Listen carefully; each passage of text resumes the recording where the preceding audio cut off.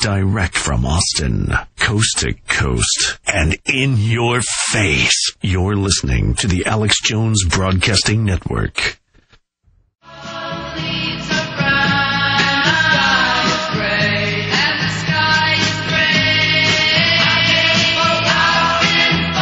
It is September 11th, 2009, 8 years after the tragic events that hit New York and Washington, D.C. Operation Northwoods, the official U.S. government plan to stage terror attacks in U.S. cities to start a foreign war with Cuba and the Soviets.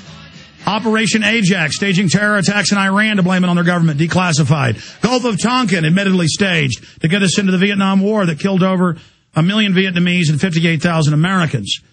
False flag terror is real.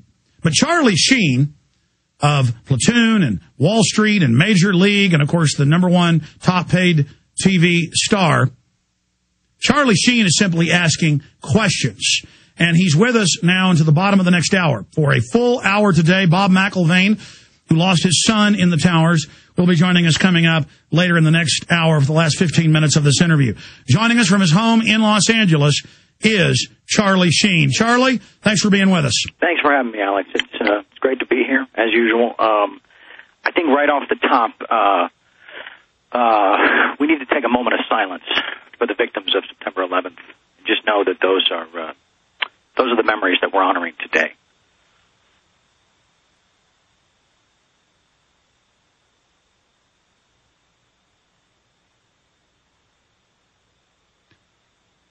A lot of people lost their lives. A lot of people lost loved ones on that day, and it is important to remember them. And Charlie, political whores like Bill O'Reilly and Sean Hannity and others, their attack plan is to say that you're besmirching the memory of those that died.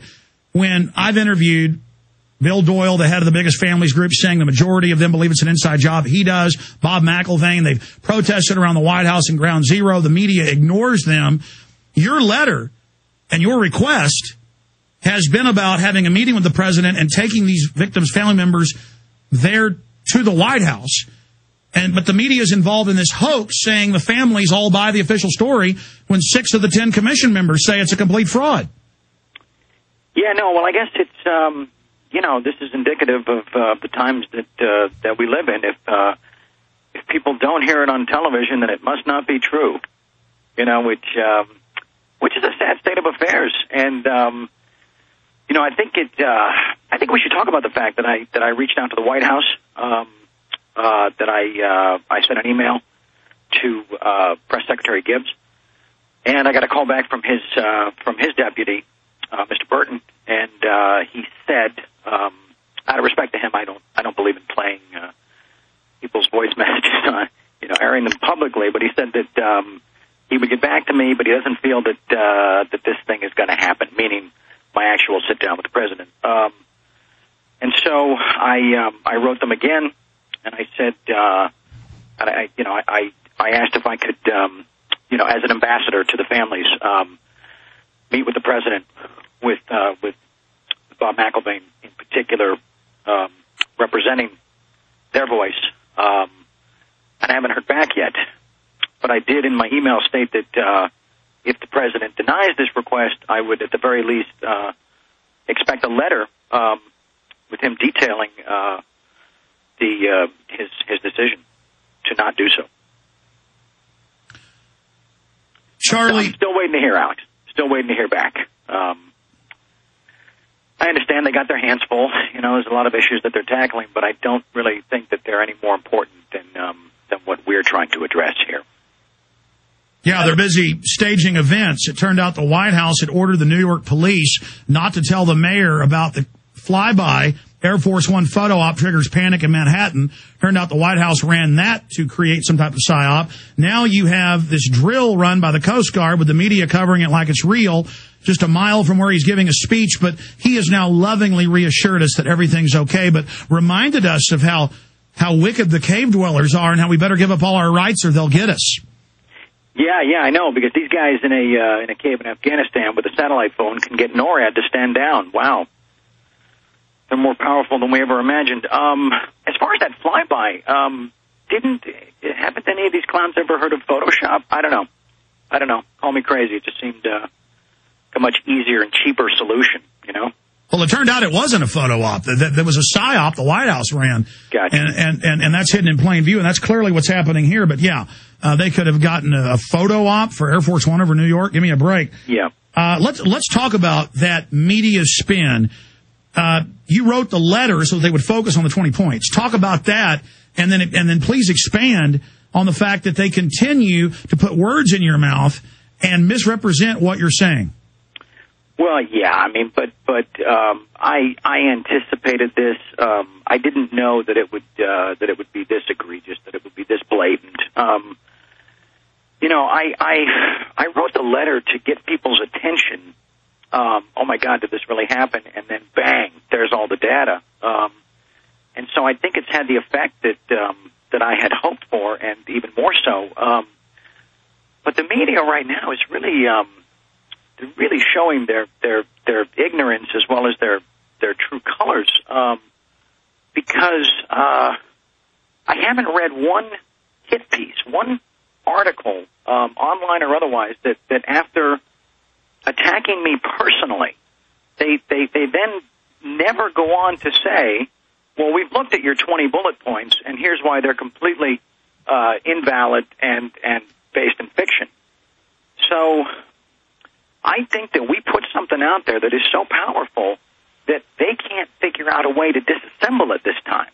They're doing all their research, and they're looking in all their archives, and rather than rolling out some experts or really looking at the facts and saying, well, this is questionable or that's questionable, we've really tied their hands. So all they can do is attack me personally, and it's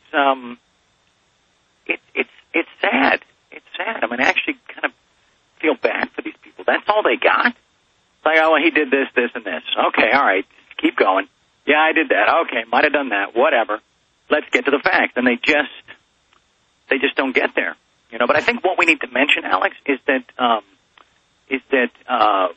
we need to really thank all the readers that have commented, that have really supported me in the comment sections on a lot of these articles, because they themselves point out that it is clearly obvious, Mr. or Mrs. whoever, that you did not read his piece. You did not address any of this. All you're doing is attacking him personally, and it's just so predictable and completely inane. You know. Well, Charlie Sheen, TakeMilitary.com, dozens of comments. I only saw 2 that were against you, and they were mindless and sophomoric. The other comments, even though the story was a hit piece, said, look, his article does have a link to the Washington Post with 6 of the 10 commission members saying it's a cover-up, a lie. Yeah. There needs to be a criminal investigation of the Pentagon and the White House. And when I talked to you last night, you wanted to specifically get into that, and we will later. But first off, what about Cheney and the false flag stuff that came out from Cy Hirsch and even MSNBC? Tell folks about that. Well, I think people need to really, really look at the connection, look at the reality between the facts that this is the same man that concocted this outrageous plan, as reported by Seymour Hersh, which is detailed in the letter, for a false flag stage provocation to bring us into the Iranian conflict. And so people really need to look at that and really need to look at the outline of the measure of this insanity, and then also take note that this is the same guy who violated or usurped a 51-year standing protocol to seize shoot-down power from the generals at NORAD. So the guy that came up with the insane Strait of Hormuz plan is the guy on 9/11, the only guy in the known universe with shoot-down power. And nobody's talking about that. Everybody's talking about my past exploits and so on and so forth. So well, I don't have any credibility. They're just jealous, as if the Pentagon boys don't have any exploits. Hookers are more ubiquitous than water fountains in D.C. Bill Clinton. But the point is, expanding on this, sir, and not what you did when you were 25, expanding on this, it's Dick Cheney that wrote the PNAC document September 20th, 2000, saying we need a big Pearl Harbor event, a big terror attack, a catalyzing event to launch our global domination. Yes, which people will notice that's observed through the voice of the president in my piece and not by myself, which I think was key. Tell folks why you had the idea. This was all your idea, and I think it was genius. Brilliant, as many have said, looking at the piece. Different literature sites, Hollywood sites, even some that disagree with you are looking at it and saying this is a really well-written 16-page script. How did you get the idea to have it 20 minutes with the president and then put it out the way we did? Well, gosh, there were a couple of factors.